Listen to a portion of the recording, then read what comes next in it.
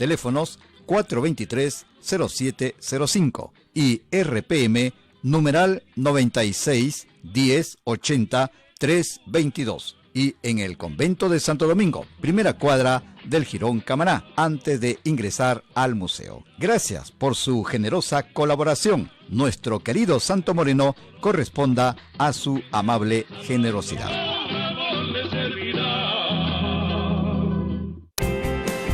Radio Santa Rosa, buenas nuevas en tu vida. La Sociedad Dominica de Medios de Comunicación, Sodomco, presenta A Pensar Más con Rosa María Palacios.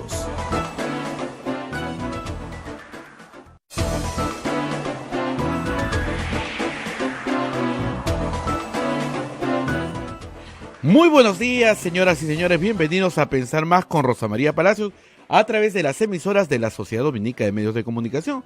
Saludamos a Lima a través de Radio Santa Rosa, Chimbote, Radio Santo Domingo, Arequipa, Radio San Martín, Cusco, Radio Veritas, Ucayali, Radio Cepagua, La Convención, Radio Quillabamba, Puerto Maldonado, Radio Madre de Dios. En Huánuco nos escuchan por Radio Huánuco, Ayacucho, Radio La Voz de Ayacucho, Puno, Radio Pública, Ancay, Radio Moro, Huancayo, Radio Cumbres, Atipo, Radio Milenio, Abancay, Radio Estación Solar, Yurimaguas, Radio Oriente, Chota, Radio Los Ángeles, Apumaje Estéreo, AM Tagua, la página web www.radiosantarosa.com.p y también nos descargan en Play Store y tienen el aplicativo en el teléfono. Rosa María Palacios, muy buenos días. Muy buenos días, estoy aquí leyendo el discurso ayer ante los escolares de Karina Beteta. ¿Entendiste algo? Creo que sí. Traducción. Bueno, ante todo, saludar a toda nuestra audiencia que nos escucha en el Perú y en el mundo. Estamos acá de nuevo en una mañana fría. Acá afuera en el convento corre un aire, pero en fin. Y nada, en esta mañana fría vamos a tener una visita muy calurosa porque en un ratito estará con nosotros el cardenal Pedro Barreto, uno de los presidentes del Sínodo Panamazónico, para hablar de varias novedades propuestas en los trabajos previos de presentación ante el Sínodo, cosas bien de avanzada para la Iglesia Católica, ya lo veremos en un momento. Pero mientras tanto, regresemos al Congreso, y tengo acá el párrafo que ha sido ampliamente difundido ayer por las redes sociales, en la que todos nos quedamos mirando al canal del Congreso, que tiene a una señora muy esforzada que traduce en lenguaje de señas para las personas que tienen problemas auditivos, discapacidad auditiva. Y yo veía que la pobre señora se esforzaba porque de verdad que esto es casi imposible de traducir en cualquier idioma, no le digo en lenguaje de señas, ¿no? La señora Karina Beteta, yo creo, voy a hacer como Carlos Ferrero, yo creo...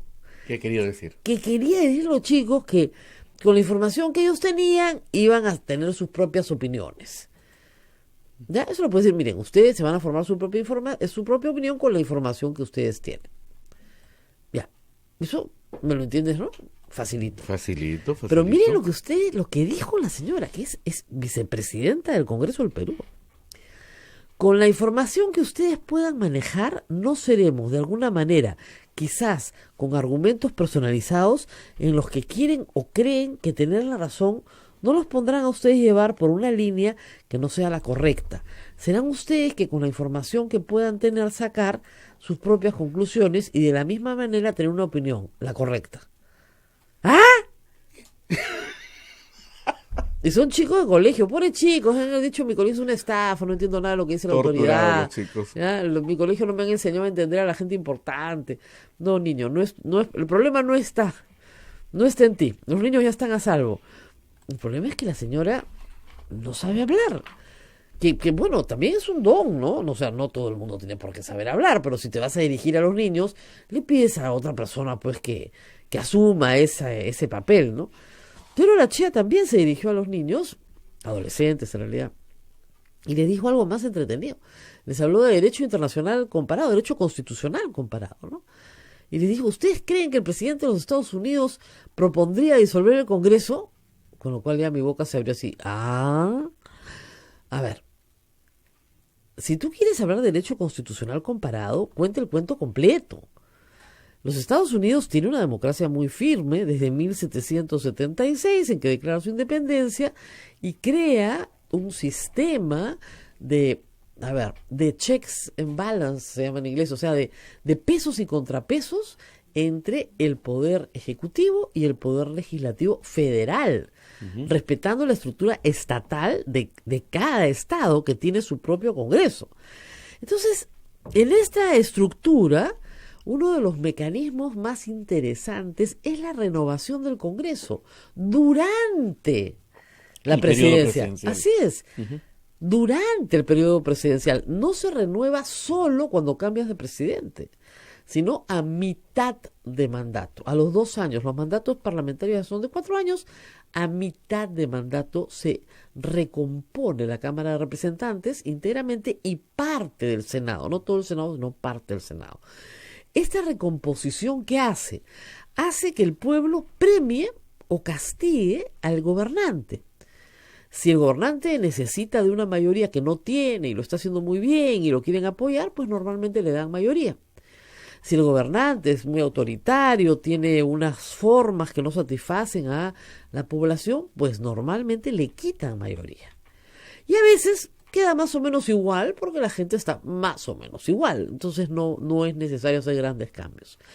Ese mecanismo impide un boicot permanente. No es que el Congreso no pueda boicotear al Ejecutivo, lo hace, pero no permanente, no durante 5 años, porque no hay democracia que aguante eso. Esa es la gran diferencia. Yo lo he explicado varias veces.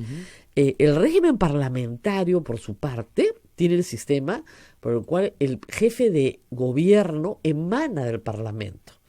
Tú tienes un jefe de Estado, que puede ser la reina de Inglaterra, el rey de España. El jefe de gobierno emana del Parlamento. ¿Ok? Emana del Parlamento de una decisión parlamentaria. Y cuando no tiene ya esa mayoría parlamentaria, ¿no es cierto?, disuelve y vuelve a convocar elecciones. El parlamentarismo tiene la ventaja que cuando llegas a un entrampamiento, vuelves a empezar. El presidencialismo no tiene ese régimen, pero tiene la renovación del Congreso. Nosotros, ¿cuál de los dos tenemos? Ninguno. Por eso terminamos siempre en golpe de Estado.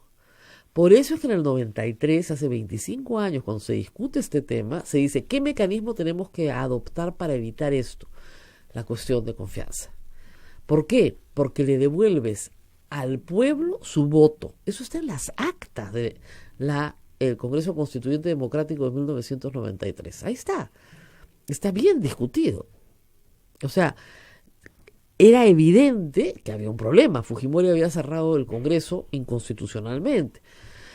Los fujimoristas piden en esa Constitución que se incluya una disposición que permita al presidente cerrar el Congreso sin expresión de causa una vez durante su mandato. O sea, algo parecido como el recambio del Congreso, ¿no es cierto?, en los Estados Unidos, pero a la bestia, ¿no? Lo cierro todo, vuelvo a convocar elecciones. Y le dijeron que no. Enrique Chirino Soto en las actas dice, ya sé, quieren constitucionalizar el 5 de abril, es excesivo, basta con la cuestión de confianza. Si ahí está, ahí tienen el instrumento para poder cerrar el Congreso en caso de un entrampamiento fatal. Entonces, no estamos hablando aquí de instrumentos inconstitucionales, sino instrumentos que se inscriben dentro de 2 tradiciones, la presidencialista y parlamentaria, y que en el caso del Perú tienen una salida propia. Así lo ha reconocido el Tribunal Constitucional en sentencia de noviembre pasado, donde dijeron claramente que la cuestión de confianza era para cualquier cosa. Ahora, hay 2 magistrados que han salido a decir que ellos no han hablado de reforma constitucional, entonces ya no es para cualquier cosa. Cualquier cosa menos esa cosa y ya no es cualquier cosa, ¿no? Bueno, así estamos. Ayer se han reunido en el Palacio de Gobierno las bancadas, digamos, que hacen minoría, que representan unos 40 votos. La sorpresa fue que fueron los Avengers, bien raro, ¿no? Pero 21, no sé a qué está jugando, de verdad. Yo creo que cambio 21. Cambio 21, perdón. Yo tampoco, la verdad. Pero el asunto es que fueron, no sé, como tu currículum para escuchar y ver. Pero, digamos, los presentes le dijeron al presidente que estaban de acuerdo con la cuestión de confianza, que le iban a respaldar. Pero creo que el mensaje del presidente ha sido, me voy a tomar septiembre, ¿no? Me voy a tomar septiembre para pensarlo. Y vamos a ver qué preferirá Keiko Fujimori al final de cuentas, porque todo depende de ella. Según lo manifestado por el señor Salaverry, la única persona que tiene que tomar esta decisión es Keiko Fujimori. Estamos en sus manos. Ahora, ese es el poder que le dio el pueblo. Ojo, en el 2016, cuando le dieron 73 congresistas, bueno, ese fue el poder que se le dio. Y ella desde la cárcel es la que tiene que decidir qué es lo que más le conviene. Lo cual es curioso, ¿no? Porque una columna de Mirko Lauer hoy día, ella era la que quería la vacancia de Vizcarra. Y probablemente un adelanto de elecciones, con la salida de Vizcarra y de Arauz.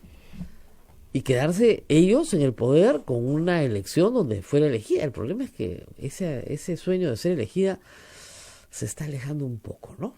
Bastante. Rosa María. Yo no creo que después de todo lo que está haciendo la gente se anime a votar. Ellos mantienen de todas maneras un porcentaje, ¿verdad? Claro que sí, claro que sí. Ahora, están graciosos los trend topics de Twitter en Lima, ¿no? Número 1, Cantinflas. No es que se haya muerto Cantinflas de nuevo, ¿no? Eso creo que es un homenaje a la señora Beteta.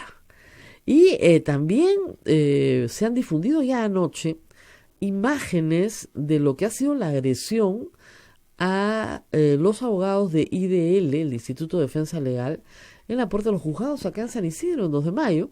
Se presentó ya una denuncia por difamación agravada contra el ex magistrado Villestein, que tiene un lenguaje bastante impropio de un magistrado o de un ex magistrado, pero yo quiero que judicialmente se revise ese lenguaje y se cree jurisprudencia para que nos digan si eso está bien o no está bien, ¿no? En términos jurídicos, me muero ganas de saberlo. Y además probablemente sea uno de los primeros casos de difamación que se juzgue por Twitter. Entonces va a ser interesante de ver. Pero parecía que con menos interés estaban los representantes de la resistencia, que comenzaron a corretear así a los miembros y a gritarles cosas horribles, pero un poco enloquecidas. Uno gritaba Hezbollah y el otro le decía no sé qué, y parecían como poseídos, ¿no? Entonces, yo sí creo que esas personas deberían ser detenidas, pero llevadas con toda sinceridad a un peritaje psiquiátrico, porque de repente son inimputables. Según el Código Penal, las personas que tienen una grave alteración de la conciencia, así dice el Código, no son sujetos de acción penal. Son inimputables. Este conjunto de personas, claro, en un caso de locura colectiva, pues es bien raro, gritaban y son gente muy rara, la verdad. Entonces, correteaban a los... O sea, qué escena tan espantosa. Además, obviamente la policía intervenía, ¿no? Según ellos estaban ejerciendo su libertad de expresión. Muy, muy extraño. La verdad que muy extraño. Pero en fin, ojalá, no los van a detener porque inmediatamente se fueron los del IDL y no pasó nada, pero creo que en algún momento deberían ser solamente, yo creo, por el mérito del peritaje psiquiátrico, nada más, para ver si hay ahí alguna cosita que pueda ser, pues, socorrida, ¿no? Con atención médica, adecuada, porque no parecían, les digo, gente dentro de lo que se considera la normalidad social. O sea, yo no me paro a gritarte a ti a la cara, ¡ah, desgraciado, maldito, vas a caer, vas a caer! Así gritaban, ¡vas a caer! ¡Y dele, va a caer, va a caer! ¿Va a caer a dónde? Es una ONG que defiende personas inocentes, provee de defensa legal. ¿A dónde van a caer? ¿De dónde van a caer? Lo único que ha hecho la rama que ve investigación periodística es hacer investigación periodística sobre, ya sabemos, graves casos de corrupción en el Perú. Nada más.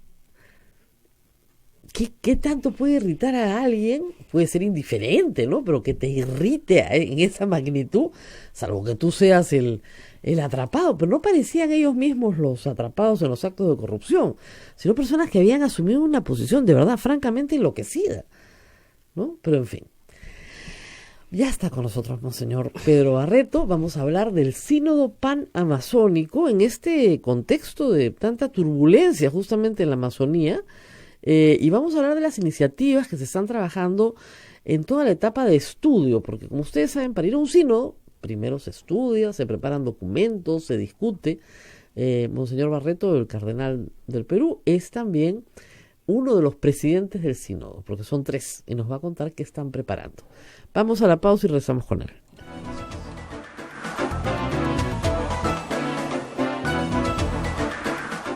Sodomco, Sociedad Dominica de Medios de Comunicación.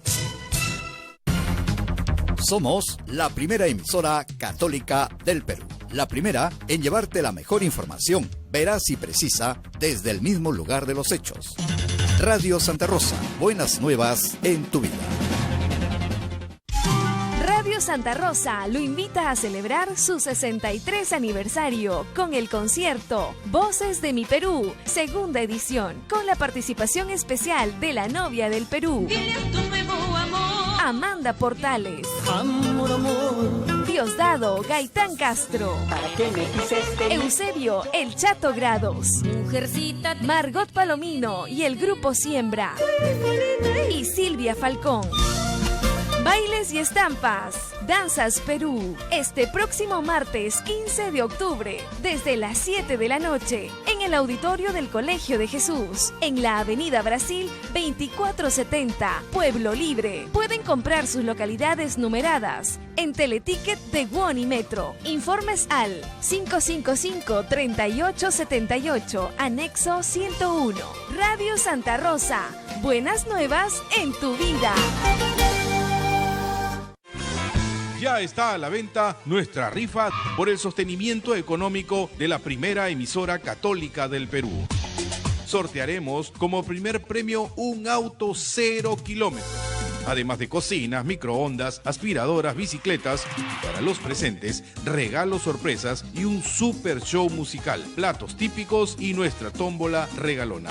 Pueden adquirir sus tickets en nuestras oficinas ubicadas en Girón Camaná 158 Lima a solo 5 soles. Radio Santa Rosa, 62 años llevando buenas nuevas en tu vida. Santa Rosa, buenas nuevas en tu vida. Sodomco, Sociedad Dominica de Medios de Comunicación.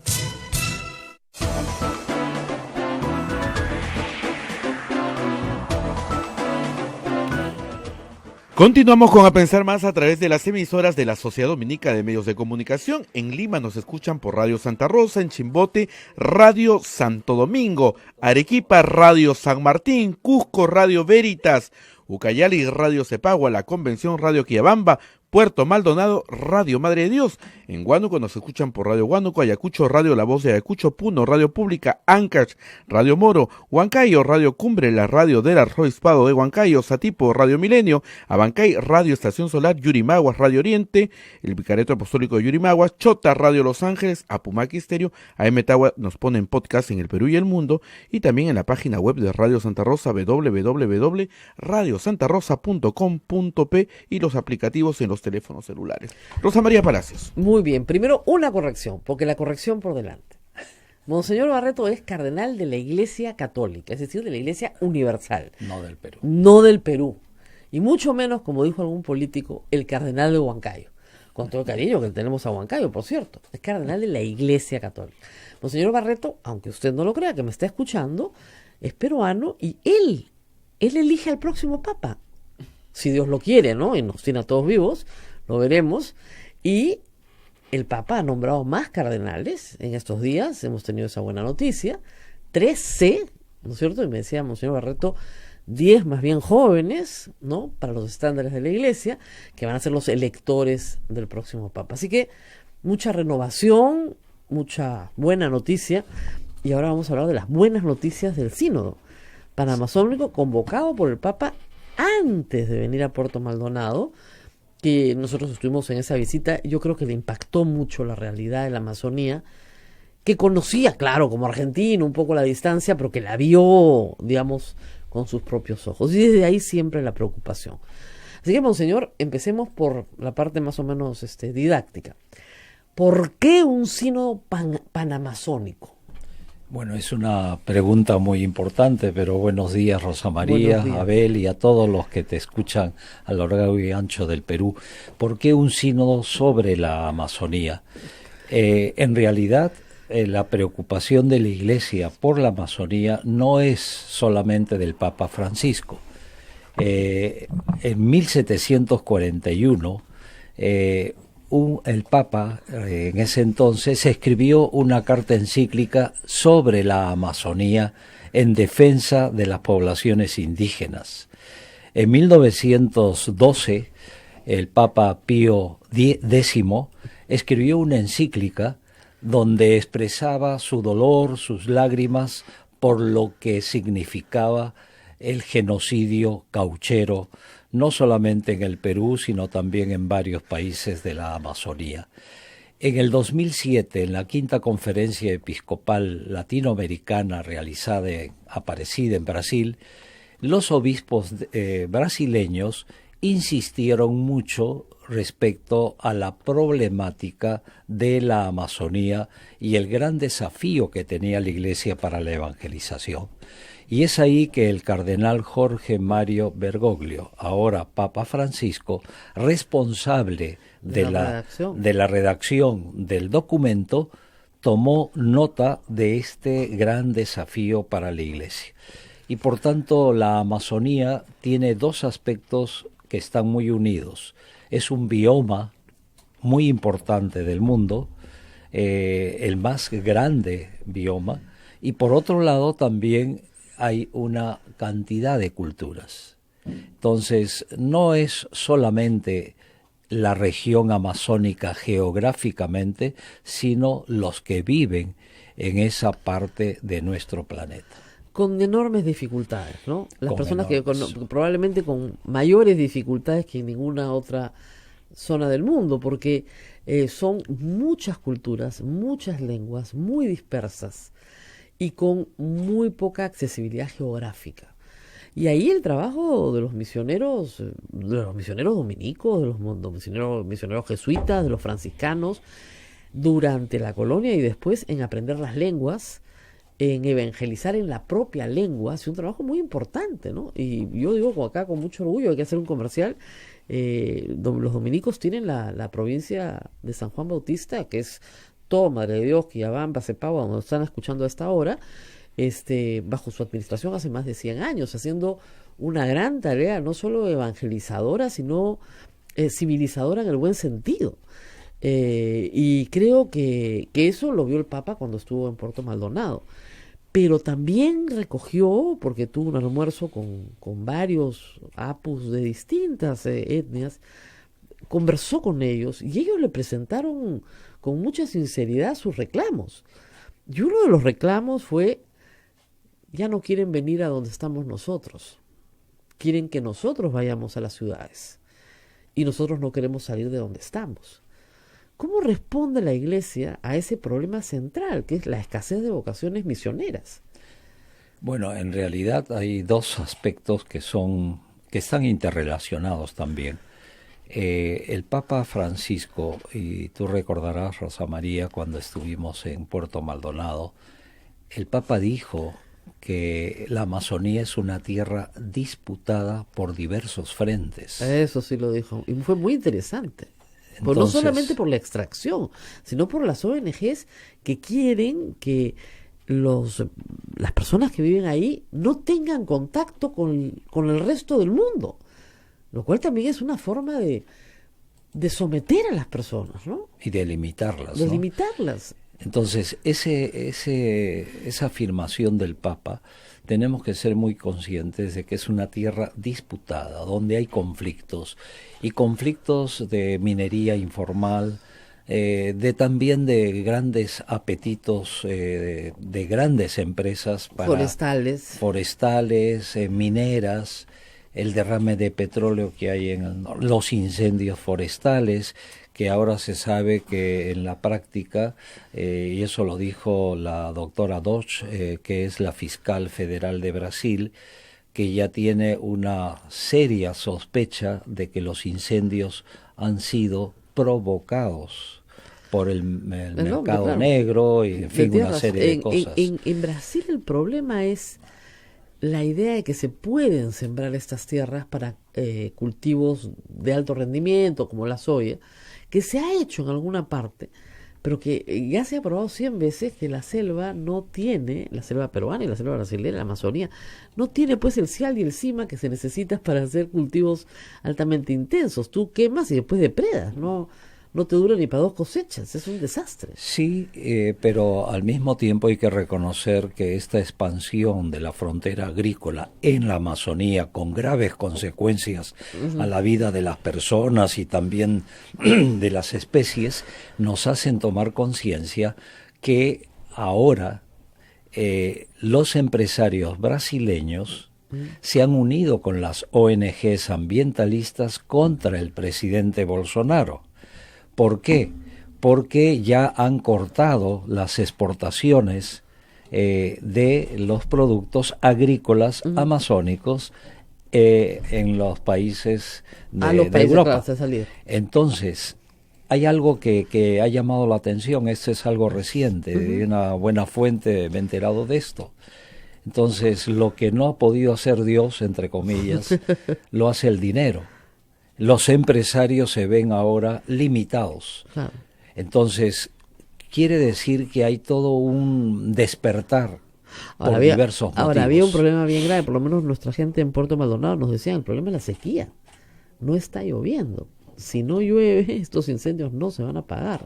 Ni con toda la buena voluntad del mundo se puede apagar un incendio en la Amazonía si no es por, ahí sí, por acto de Dios, porque tiene que llover. Si no llueve, no se apaga. Sí, aunque hace unos días dijeron que en una zona había llovido, entonces había minorado, pero es como un alivio dentro de la desgracia. Pero yo creo que es muy importante indicar que el sínodo amazónico, que se va a realizar del 6 al 27 de octubre. En Roma. Y la pregunta es ¿por qué en Roma? Y es que el Papa Francisco eso no lo dudó ni en ningún momento, porque quiere visibilizar a los invisibles para la sociedad. Y no son pocos, me comentaba Monseñor que van, yo me sorprendo siempre, ¿no? Yo cuando regresaba de Puerto Maldonado, cuando vino el Papa, nos vinimos con el avión lleno de obispos, sacerdotes, esto no se cae ni a hablar. Estoy bien resguardada, bien resguardada. Esto, bueno, fíjate, nos quedábamos sin, creo que 15 obispos más o menos, ¿no? Entonces, yo decía, ¿qué serán? Pues 20, 15, 30 los obispos de la Amazonía. No, son 140 obispos. En total en la Amazonía, claro, porque son 7,5 millones de kilómetros cuadrados. Claro, 140 obispos, son... Perú, Brasil, Bolivia, Colombia, Ecuador, Venezuela, Guyana, las Guyanas, porque hay 3, Paraguay también tiene algo, pero la puntita. Sí. Pero digamos, estamos hablando de 6, 7 países, 140 obispos, y con algunos otros invitados, ¿no? Pero van a ir, me dice, 100 más. Sí, van a ir de todos los continentes. Claro. ¿Por qué? Porque el sínodo tiene un foco muy especial en la Amazonía. Pero al mismo tiempo, cuando el Papa dice en el número 38 que no se ignora la importancia de la encíclica Laudato Si, número 38, que no se ignora la importancia de la Amazonía para la humanidad, entonces van a participar también obispos, cardenales de los otros continentes. Ahora, lo que debe estarse preguntando la gente común, dice, bueno, los obispos son muy buenos, nos quieren mucho, se preocupan por nosotros, y eso está muy bien. Pero ¿qué saben los obispos de geografía, de climatología? ¿No deberían llamar a científicos más que a obispos? Sí, en realidad participan unos 10 o 12 peritos dentro del sínodo. También participan como oyentes, auditores se le llama en latín, donde tienen voz, pero no tienen voto, porque es un sínodo de obispos. Claro. Y ahí van a participar indígenas amazónicos. Ahora, ¿qué pasa con el tema de la fe? Porque dirán, pero, Monseñor, de repente estos científicos les dan muy buena información, pero ¿tienen que ser bautizados? ¿Tienen que ser católicos para ser escuchados? No. Y los indígenas igual. No, porque de hecho, la parte científica, ahí no entra la fe. Porque 2 más 2 son 4. No puede venir un católico y decir a partir de ahora es 2 y 2 más 5. La ciencia es algo que tiene una relación muy estrecha con la fe, y el primer capítulo de la encíclica Laudato Si es científico. El cambio climático es algo real. Por eso, a eso voy. Y la discusión ahí es una discusión de ciencia, no de fe.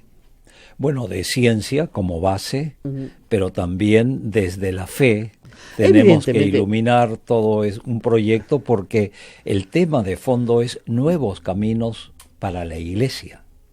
Y ahí vienen cosas muy interesantes en los documentos preparatorios que usted comprenderá siempre llaman la atención.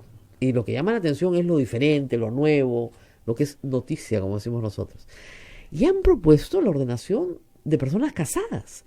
Bueno, es una de las sugerencias, porque tampoco hay que focalizar, como hacen algunos que quieren, diría, tirarse abajo el documento. Claro. Ese documento ha sido trabajado durante un año con la amplia participación de las poblaciones indígenas. Claro, lo que sucede es que efectivamente no hay vocaciones o hay pocas vocaciones para ir a misiones a esas zonas. Y sí hay efectivamente también personas de buen corazón, católicas, que viven en las comunidades, que han trabajado durante años, ¿no es cierto?, apoyando a la Iglesia Católica, pero que tienen una vida familiar. Y ustedes proponen ordenación sacerdotal de ancianos con una familia estable, para poder impartir los sacramentos. Y otra cosa más, esto ya es en signos de interrogación, ¿eh? El diaconado femenino nacerá en América, es el punto 6. Sí, eso es una sugerencia. Y como digo, el sínodo no es un parlamento, no se va a tomar una... Pero sí se va a sugerir el que decide caminos nuevos. El que decide es el Papa. Así es. Acá no hay democracia. Aquí no, en ese sentido no hay democracia, pero sí hay escucha. Claro, escucha a la población y escucha también a los padres sinodales, escucha también a las poblaciones indígenas. Si ha llegado a ser punto, es porque hay un interés, si no, ni siquiera estarían en un punto de agenda, ¿no? O sea, que las mujeres sean diáconos es una revolución para la Iglesia. No es, hay que explicar esto a nuestro público que no se asuste, ¿eh? O sea, no hay nada en la doctrina católica que impida que un sacerdote sea casado. De hecho, Pedro tenía suegra, o sea, vamos por ahí. Y está en el Evangelio. Exactamente, ¿no? Entonces, los primeros apóstoles, la primera iglesia, era una iglesia de hombres casados, de hombres con familia. ¿Por qué no tenemos hombres sacerdotes casados? Porque la iglesia dispuso que no era práctico. Nada más que por eso. Y no en los primeros años de la iglesia, sino varios siglos después. Por razones de orden de dedicación exclusiva. El Papa puede cambiar de idea cualquier día. Esa es la flexibilidad que se tiene. Y en el tema de las mujeres es igual. El Papa puede cambiar de idea cualquier día. Así que nadie se espante, ni se agite, ni nada. Tranquilos todos, que, como se dice, este es un tema para conversar, que se puede conversar 100 años, ¿eh? No Sí. se agota. Ahora, lo que sí es claro que no se va a cambiar la norma del celibato en la Iglesia Católica. Eso que quede muy, muy claro. Por otro lado, el no celibato... no es lo que están proponiendo, ¿eh? Por si acaso. No se propone. Están hablando de hombres ancianos casados. Para, de alguna manera, responder a un derecho que tienen las comunidades cristianas a la celebración eucarística. Claro. Y esto es un derecho de todo bautizado y bautizada, porque tanto el Juan Pablo II como Benedicto XVI han afirmado que sin la Eucaristía no hay iglesia. Entonces, ¿cómo puede uno responsablemente, como obispos, como pastores, abandonar la grey que no tenga sacerdotes? Ahora le podrán decir, monseñor, pero eso usted es obispo en Junín, sabe que no todas las iglesias están atendidas. Hay en el iglesias, mundo. ¿Perdón? En el mundo. En el mundo, pero Claro. le digo solo Junín, por decir su jurisdicción.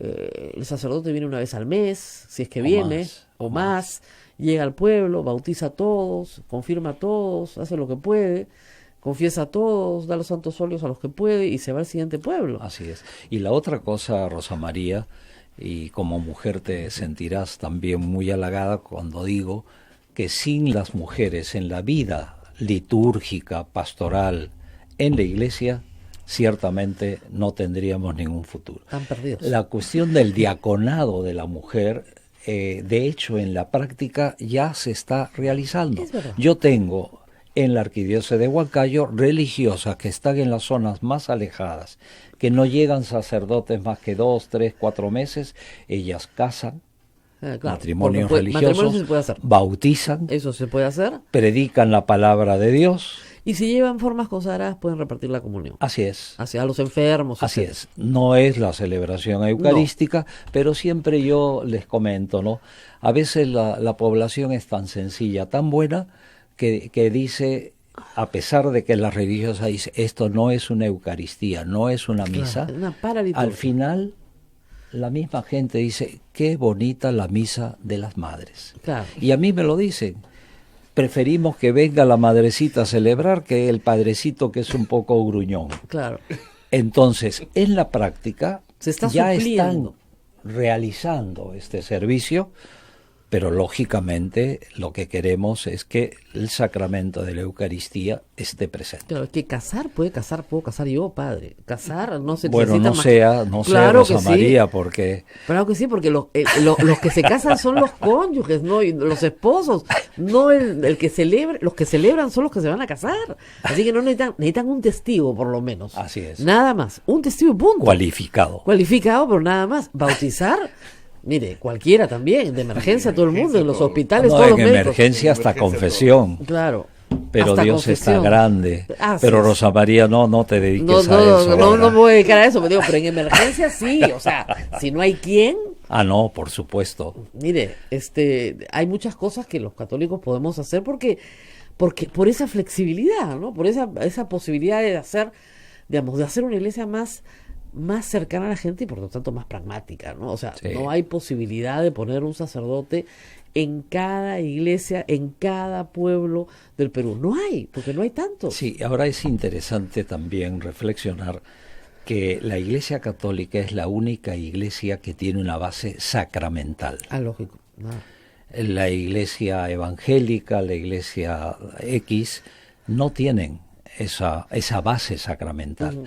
Todo el trabajo pastoral que nosotros realizamos tiene en relación con la Eucaristía, que es la dignificación de la persona humana, creada a imagen y semejanza de Cristo, para poder nosotros servir. Pero también la vida católica se vive socialmente alrededor de los sacramentos. Así es. Entonces tú tienes el bautizo del niño, tienes la primera comunión, una reunión familiar, la confirmación de los chicos grandes, el matrimonio, cuando se muere alguien, misa de difuntos. Y cuando metes la pata, podríamos decir así, ¿qué También. haces? Cuando metes Dios te ayuda y te unción de los perdona. enfermos para todo el mundo y se acabó. Si estamos tan Es decir, enfermos, los sacramentos es acompañar a la persona humana a lo largo y ancho de la vida. Así es. Desde su nacimiento, que celebra la familia, también celebra la iglesia, la confirmación que confirma y fortalece la fe, y así podríamos decir que todos los sacramentos, incluso cuando uno está reconociendo su pecado, Dios lo perdona. claro, pero muchas cosas se tienen que adaptar. Por ejemplo, yo cuando me confirmé hace 1000 años, hace 2000 años, tenía que confirmarte un obispo. Ahora por delegación Por delegación los se puede. párrocos pueden confirmar, porque claro, no hay la cantidad física de obispos. Tendríamos que tener a Monseñor Barreto clonado en 4 para que pueda confirmar a todos los jóvenes que se están confirmando. Entonces, lo hace con todo lo que puede, pero digamos, hay que repartir de una manera más racional el trabajo, que es mucho, Sí. y llegar a todos estos lugares es mucho. Así Así que es. es posible que estas propuestas sean bien recibidas en el sínodo. Si están en los documentos Mire, el sínodo para la familia tuvo propuestas bien de avanzada que no se llegaron a aprobar, ciertamente, pero por lo menos se debatieron. Se batieron. Y fue interesante el debate, ¿no? Porque por lo menos promueve una reflexión de por qué estamos haciendo esto, ¿no? Y eso es interesante. Pero interesante también el punto que usted ha planteado. No es la discusión del celibato. Eso no está en discusión. No. Lo que está en discusión es que personas muy mayores, que tienen una vida familiar, que pueden vivir el celibato sin ningún problema, se ordenen sacerdotes teniendo familia para poder servir a aquellas personas que necesitan ser servidas. Pero yo creo que más que plantearlo es así, como lo estás planteando, que me parece muy, muy lógico, es las necesidades de las comunidades. cuando hay una necesidad de una comunidad madura que ya está pidiendo la celebración de la Eucaristía, es ahí que donde se ve la cuestión del matrimonio. ¿Y usted cree que hay mucha demanda en la Amazonía? De hecho, hay que reconocer que el trabajo que se ha realizado todavía falta caminar mucho, ¿no? Porque estamos hablando de comunidades muy alejadas. Donde más bien ha entrado con fuerza a la Amazonía son otros grupos religiosos. Evangélicos. No, pero digo, ese es real, porque un pastor lo forman en 3 meses o 4 meses, sí, pues. Y está estable y es de la comunidad. Y hay casos muy dolorosos de un catequista que podía dar la comunión llevándole al sacerdote las formas, que los mismos católicos se pasaron a los evangélicos porque era casi lo mismo. Entonces ahí hay una desigualdad. No es que tengamos competencia, porque hay que respetar que los evangélicos también son hermanos nuestros, cristianos. Va a haber una jornada de oración conjunta. Así es. Y también lo que sí es muy importante señalar, y pasamos al otro aspecto fundamental, porque es nuevos caminos para la Iglesia, que es lo que estamos caminando y reflexionando, pero también para una ecología integral.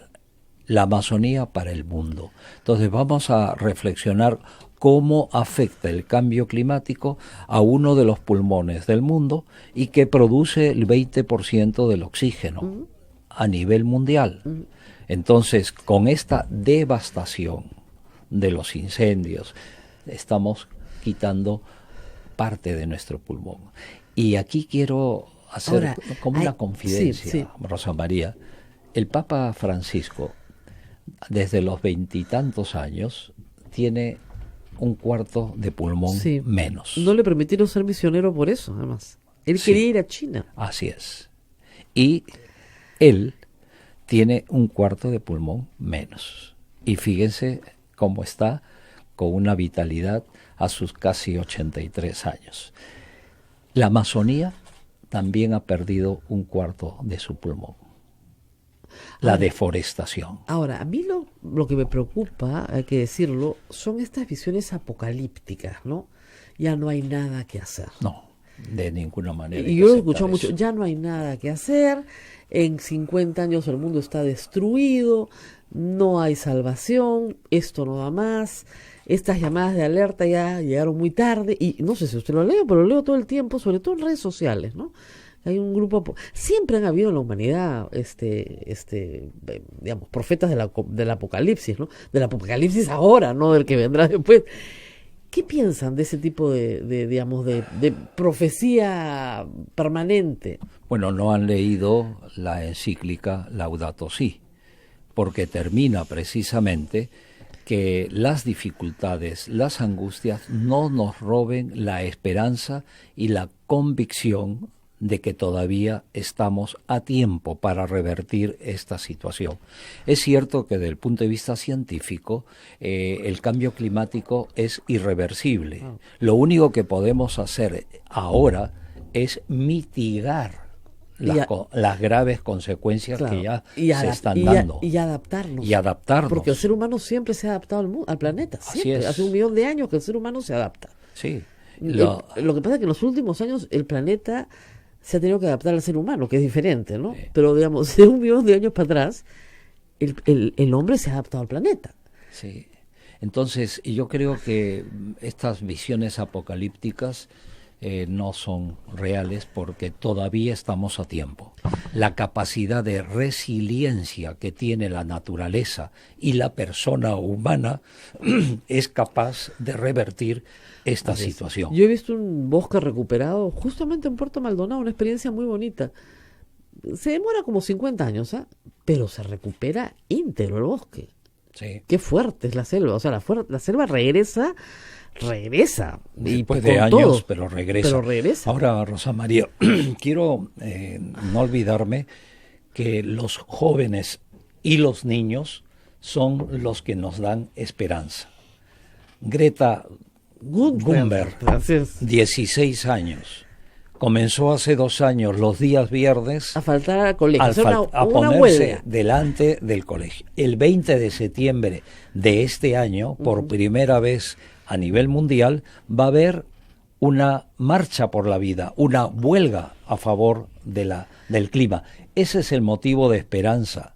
Y Así nosotros los adultos y la Iglesia Católica con el Sínodo Amazónico va a reforzar esta propuesta de los jóvenes. Los jóvenes nos enseñan a cuidar la vida y a tener esperanza. Así es, tenemos varias actividades conjuntas, me las han pasado. Marcha por el clima, 20 de septiembre, movilización a nivel global en unidad con el movimiento Viernes por el Futuro, a partir de la activista adolescente sueca Greta Thunberg, que ha movilizado Greta Thunberg a más de 1.600.000 niños jóvenes en el mundo entero. Y hay varias cosas que voy a anunciarles, pero creo que tenemos que ir a una pausa. Ya hace rato me miran feo, monseñor. Vamos a ir, ya se aburren de decirme pausa, vamos a ir a una pausa y regresamos y les voy a dar toda la lista de actividades que hay bien interesantes. Y claro, después vamos a estar al día de las cosas que se discutan en Roma. Y luego de ahí el Papa podrá tomar las determinaciones que él considere necesarias. Así que vamos a la pausa y regresamos. Y también preguntan la opinión de Monseñor en temas muy mundanos. Muy mundanos. ¿Por qué nos hacen aterrizar en la realidad si es tan desagradable? Vamos a la pausa y volvemos. Sodomco, Sociedad Dominica de Medios de Comunicación. Somos la primera emisora católica del Perú. La primera en llevarte la mejor información, veraz y precisa, desde el mismo lugar de los hechos. Radio Santa Rosa, buenas nuevas en tu vida. Ya está a la venta nuestra rifa por el sostenimiento económico de la primera emisora católica del Perú. Sortearemos como primer premio un auto 0 kilómetros, además de cocinas, microondas, aspiradoras, bicicletas. Para los presentes, regalos sorpresas y un super show musical, platos típicos y nuestra tómbola regalona. Pueden adquirir sus tickets en nuestras oficinas ubicadas en Girón Camaná 158 Lima a solo 5 soles. Radio Santa Rosa, 62 años llevando buenas nuevas en tu vida. En un convento festejaban los hermanos, se oían risas y alegría de sonoros cantos. Dígame. Orden de Predicadores. Conócenos, ingresa a www.peru.op.org. Orden de Predicadores. En la fraternidad.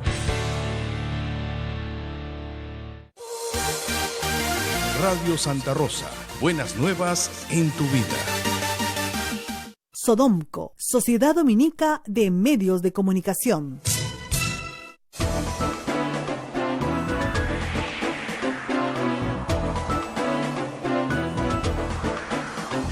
Continuamos con A Pensar Más con Rosa María Palacios a través de todas las emisoras de la red Sodomco y emisoras amigas.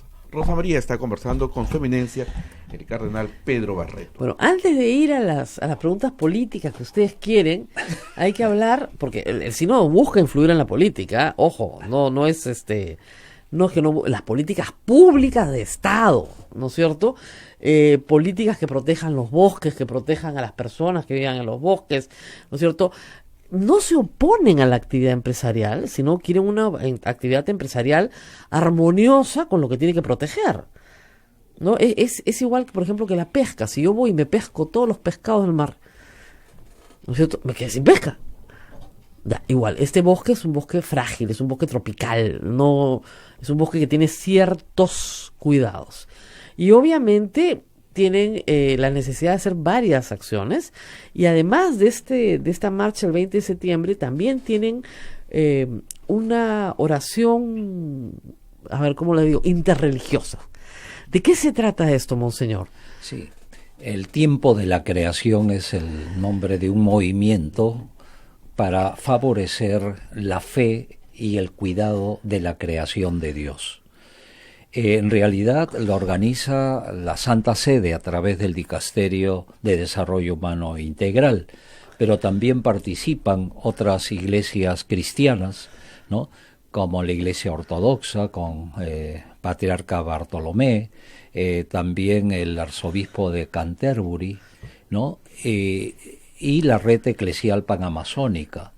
porque queremos que este tiempo de la creación sea pues un tiempo fuerte de sensibilización y de oración para que Dios nos ilumine, nos fortalezca en este momento de la historia en que estamos Ese viviendo. tiempo de oración es del 1 de septiembre al 4 de octubre. El 1 de septiembre comenzó este tiempo de la creación, porque el 1 de septiembre recordaremos que es el Día Mundial del Medio Ambiente, y el 4 de octubre, que culmina este tiempo de oración, es la fiesta de San Francisco de Asís, que lo celebraremos en Roma previo al inicio del Sínodo Amazónico. Y acá en Lima va a haber una vigilia por el clima el 3 de octubre, con todos los credos en el Parque Castilla de Lince. Así que tenemos bastantes actividades, bastante trabajo, ¿no? Sí. Para sacar todo esto adelante y llegar al sínodo ya con documentos que ya están preparados, Está preparado, circulados y todo lo demás,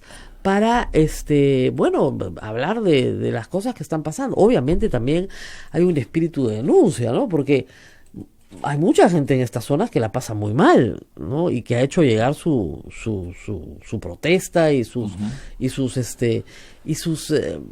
reparos, porque en casi todas estas zonas, no solamente en el Perú, hay una ausencia de un Estado permanente, ¿no? No hay, así como no hay iglesia muchas veces, tampoco hay Estado. Son personas dejadas a su suerte, ¿no? Entonces puede llegar una denuncia, por ejemplo, una denuncia del Grupo Guajún en el CENEP ayer. Denunciaban que tenían 15 desaparecidos, que es una cantidad enorme de personas, y sindicando a una persona con nombre propio y a otros que habían entrado a la comunidad. Es decir, personas que para conseguir el auxilio del Estado tienen que viajar 3 o 4 días. Entonces, estamos hablando de denuncias también muy serias y, claro, de la exigencia a los gobiernos de que estas personas, estos pueblos tengan que estar protegidos. Ahora, ojo, para todos los que vivimos a este lado de la costa, el sínodo también quiere promover hábitos de consumo, y eso es bien complejo, ¿no? Porque hay que cambiar hábitos de consumo. Sí, en realidad el Papa Francisco en Puerto Maldonado dijo a los indígenas: nosotros que no vivimos en esta región amazónica tenemos que aprender de ustedes a cómo vivir sobriamente, claro, cuidando la naturaleza.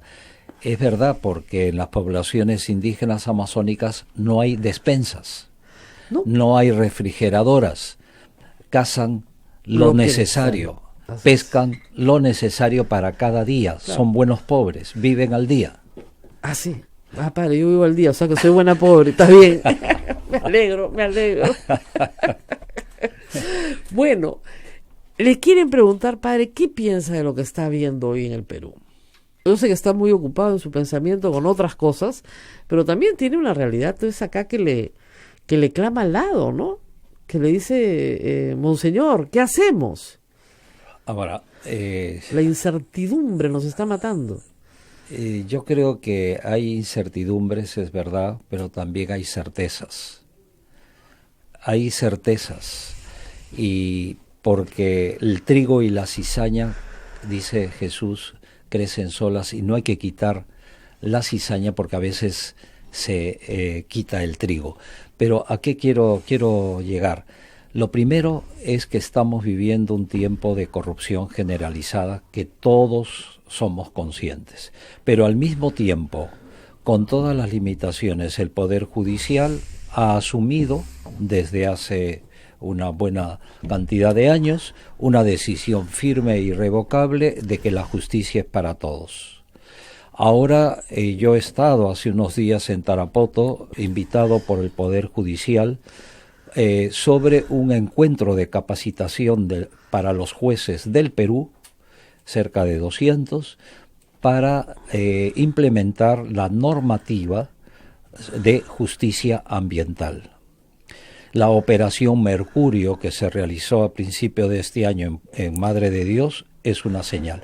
No es perfecto porque ha creado, pero de hecho ahí el Poder Judicial, el Poder Ejecutivo y también el Poder Legislativo han asumido esta responsabilidad. Uno puede decir que es algo muy pequeño, no es muy pequeño, es un signo. Entonces estamos viendo signos de avance en medio de la corrupción. Un signo de pequeñas luces en medio de las tinieblas. Y yo creo que aquí, desde la fe, podemos decir que vamos a salir adelante si es que nos unimos todos. Nos unimos todos en el respeto a la vida, el respeto a las personas, en el respeto también y la búsqueda del bien común. Pero, monseñor, si el bien común no es lo mismo para todos, ese es el problema más serio. No nos unimos todos en el bien común. Si nos uniéramos todos en el bien común, no estaríamos en el problema en el que estamos hoy. Bueno, pero es que también Jesús experimentó en sus discípulos esto mismo. 3 años dedicado Jesús a 12 personas. Pueden decir, bueno, que eran pescadores, no tenían títulos, que no eran tan inteligentes, etcétera, etcétera. Llegó un momento en que Jesús, ya humanamente, dando un fuerte gemido, dijo, ¿hasta cuándo tendré que soportarlos? Esto puede llamar la atención, pero Jesús a sus discípulos dijo eso. No dijo lo mismo a los fariseos, que eran religiosos por fuera, pero por dentro le decían hipócrita, sepulcros blanqueados, pero a sus propios discípulos, a aquellos a los cuales él dedicó toda su vida, no entendieron el mensaje de humildad, de servicio. ¿Hasta cuándo tendré que soportarlo? Algo puede decir Jesús del Perú, ¿hasta cuándo podré soportar esta situación de no comprender que la mayor felicidad es buscar el bien de los demás y no el bien personal o de grupo? Y en este sentido yo asumo también esta palabra de Jesús, basta ya de esta situación anómala que lo único que hace es perjudicar al país. ¿Deberíamos ir a un adelanto de elecciones? Yo no podría decir y afirmar eso, porque hay razones a favor, razones en contra. Este es un tema eminentemente jurídico. Y hay que buscar personas como tú, Rosa María. Yo estoy a favor, o sea, que otros, ¿no? Que yo sí creo que es jurídicamente viable. Porque ese es un tema eminentemente jurídico. Ahora, es evidente que hay una confrontación, eso nadie lo puede negar. Hay algunos que lo niegan, ¿no? Pero en general hay una confrontación. Los poderes del Estado están enfrentados y no llegamos a no arribamos a nada. Así es. Hay que recordar lo que dice Jesús. Todo reino dividido va a la ruina. Así lo dice de claro Jesús. Y tenemos que ser conscientes que si queremos salir juntos, tenemos que ponernos de acuerdo. Y la flexibilización en el diálogo es una muestra de una decisión de buscar el bien del país. Porque si no nos unimos como peruanos y peruanas, vamos a la ruina. Eso sí, y el evangelio del domingo, ¿no? Que decía que nadie levanta una torre sin saber si la va a poder acabar de construir. Así es. Ni nadie sale a dar pelea si su ejército solo tiene 10.000 y el enemigo tiene 20.000. Si es así, va y pide rendición. Eso dice el evangelio, ¿ah? No, pero digo, y es palabra de Dios, y creo que desde la fe o de la buena voluntad tenemos que darnos cuenta que Jesús aquí, en este momento, tiene un camino para nosotros. ¿Qué es cuál? De poner intereses personales, ¿no? Y ser firmes. Hay que recuperar la institucionalidad desde la verdad, no desde las verdades a medias, de la verdad. Y Jesús dice, digan sí a lo que hay que decir sí y digan no a lo que hay que decir no. Pero a veces es difícil, padre, que la gente sepa qué es lo que hay que decir sí, qué es lo que hay que decir no. Pero ahí están los líderes políticos elegidos por el pueblo. A buen palo nos arrimamos. Bueno, pero esa es la consecuencia de una democracia que tenemos que asumirla todos. Por otro lado, hay que tener en cuenta cuáles son los líderes que serán elegidos en las próximas elecciones, sea con adelanto o sin adelanto. ¿Dónde están? Ya están pululando, ya aparecieron. Pero ¿quiénes son? Y ahí tenemos que darnos cuenta que la población no puede estar ciega ante las evidencias de candidatos que son más de lo mismo. Ah, sí, claro. Ahora, monseñor, yo quería plantearle un tema antes de despedirnos que causa gran preocupación. La Iglesia Católica hace muchos años, hace muchas décadas diría yo, se ha distanciado del poder temporal, si se quiere. No que no le interese, por supuesto que opina e interesa, pero no hay un activismo, es decir, no vemos sacerdotes católicos en los congresos del mundo, porque por disposición del derecho canónico no tienen participación activa en política, y está bien que sea así, no lo quiero meter al Congreso, ese daño no le haría. Pero sin embargo, iglesias evangélicas, sobre todo muy radicales, sí, como usted dice, un pastor preparado en 3 meses, lo colocan en el Congreso de la República a tomar decisiones sobre un universo que ni siquiera milita en su fe, desde su fe, y con decisiones absolutamente absurdas y en algunos casos hasta violatorias de los derechos fundamentales. Entonces, preocupa que haya pues una bancada evangélica, ¿se da cuenta?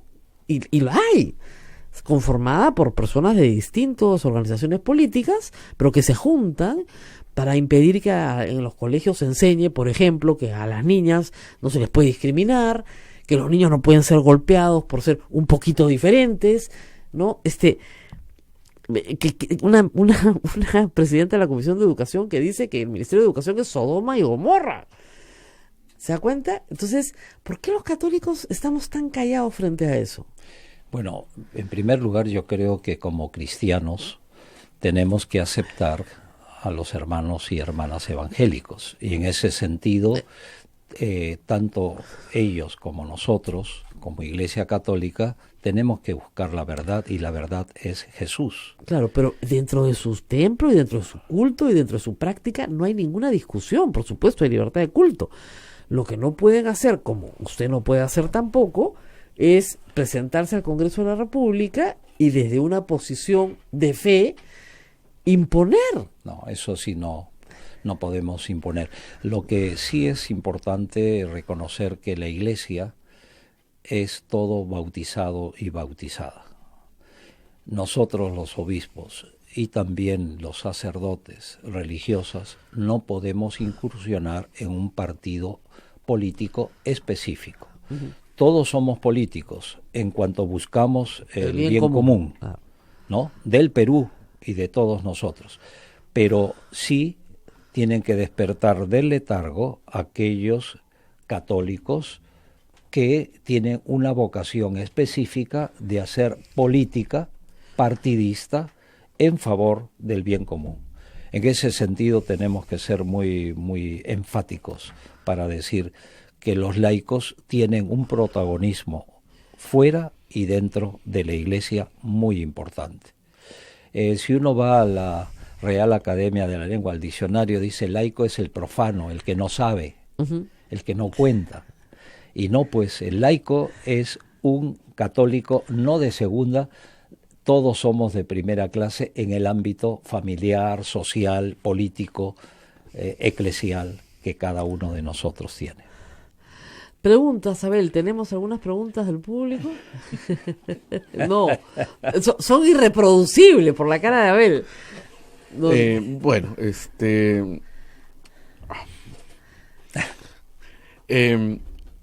hablan que en algunas, nos escuchan en todo el Perú y nos han escrito de algunas zonas bastante alejadas, y sobre todo me dicen, por ejemplo, en la zona de Alto Piura, Condorhuachina, no va el sacerdote totalmente, es una zona totalmente olvidada.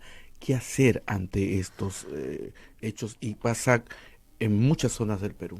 Sí, bueno, yo puedo hablar de mi propia experiencia. Hay zonas en la arquidiócesis de Huancayo, cuyo territorio es 15.000 kilómetros cuadrados, tiene 47 parroquias y 45 sacerdotes. Entonces, 47 parroquias y 45 sacerdotes, ajá, para toda la arquidiócesis. Para toda la arquidiócesis, diocesanos, sí. Y esto yo diría... Diocesano, pero hay de órdenes también, ¿no? Hay órdenes, pero que tienen colegios, pero claro, de hecho los diocesanos son los que llevan toda la parte pastoral. En Piura también pasará lo mismo, y en otras zonas. Por ejemplo, Monseñor David Martínez, el obispo de Puerto Maldonado, secretario especial del Sínodo, es uno de los obispos jóvenes religioso dominico. Aquí estamos Así en es. Santa Rosa.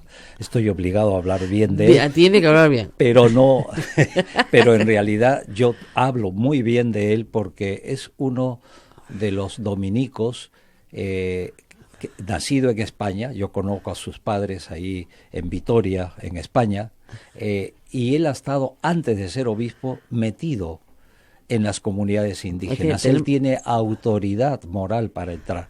Tiene 150.000 kilómetros cuadrados su territorio y está solo. Entonces, ¿solo?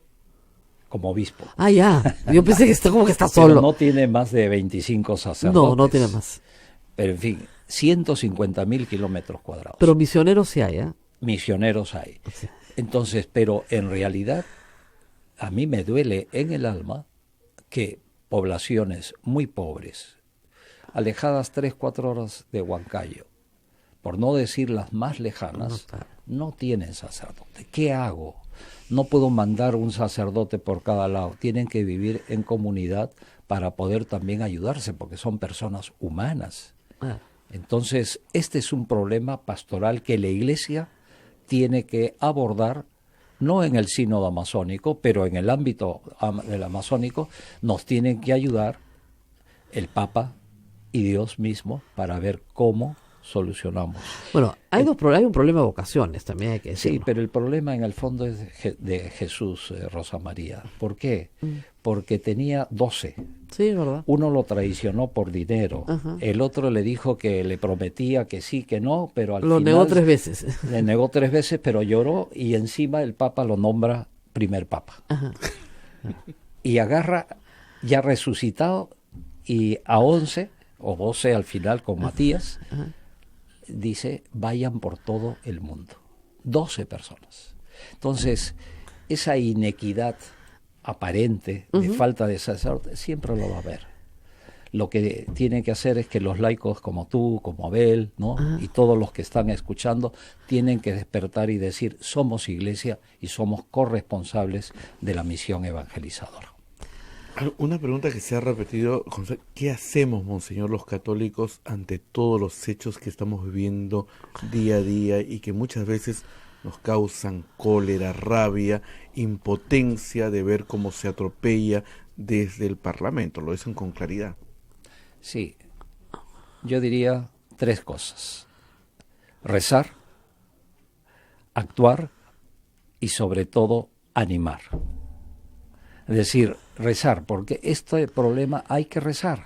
Hay que pedirle a Dios que nos ilumine, que toque los corazones de cada uno de nosotros, comenzando por el mío.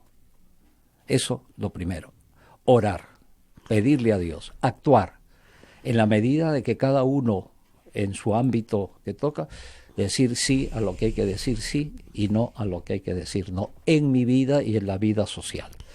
Y tercero y cuarto, podríamos decir así, es animarnos. Todavía estamos a tiempo. Este es el mensaje que Dios nos da, porque Dios no puede abandonar lo que Él ha creado por amor. Somos creados por amor. Nos ha dado nuestra casa común, donde vivimos. No hay otra casa de repuesto. Entonces, tenemos que asumir esta responsabilidad.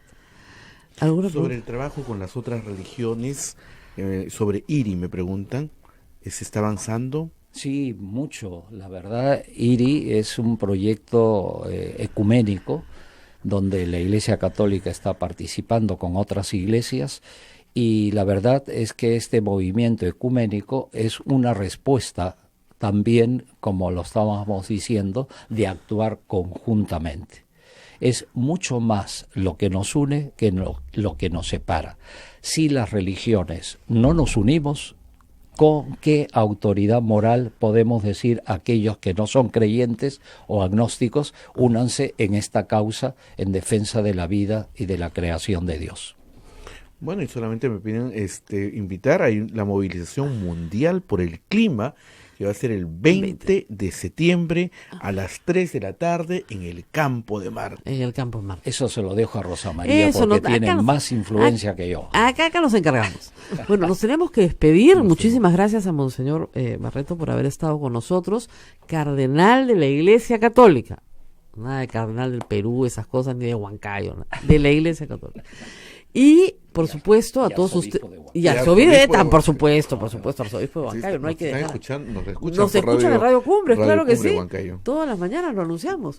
Y esta radio también pues vive de la divina providencia, así que no se olviden de entrar a la página web de Radio Santa Rosa y a través de PayPal hacer sus donaciones y de comprar su rifa acá en la puerta de la iglesia Santo Domingo de todas maneras. Yo voy a comprar una. 5 soles la rifita y se lleva un carro que para la arzobispo le cae de regio, ¿eh?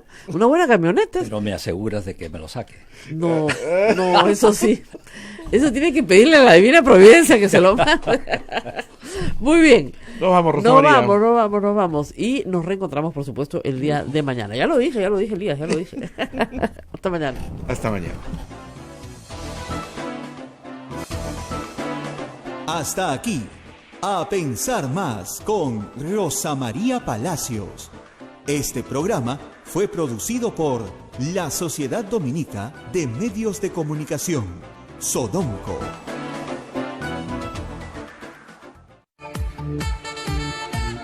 Radio Santa Rosa, buenas nuevas en tu vida.